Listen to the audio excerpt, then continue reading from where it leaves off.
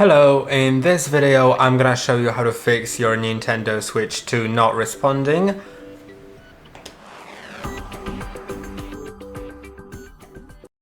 So if your Nintendo Switch 2 doesn't respond to any touches or to the Joy-Cons, and the screen is either on like anywhere it was, or if it's all white, all black, if it's displaying anything but it doesn't respond, then first of all unplug the power source.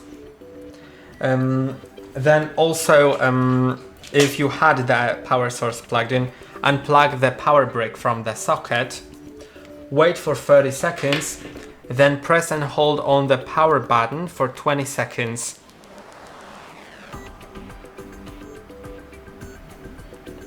Even if something changes, keep on pressing until everything goes black, or if it was previously black, then just wait for like 30 seconds while holding the power button. And now wait for another 30 seconds. Now you may plug your AC in. So I'm gonna do that. First to the power outlet, now to the console itself. Then press on the power button shortly and it should turn the switch on. And I hope that the video was helpful. Don't forget to like and subscribe. See you in the next time.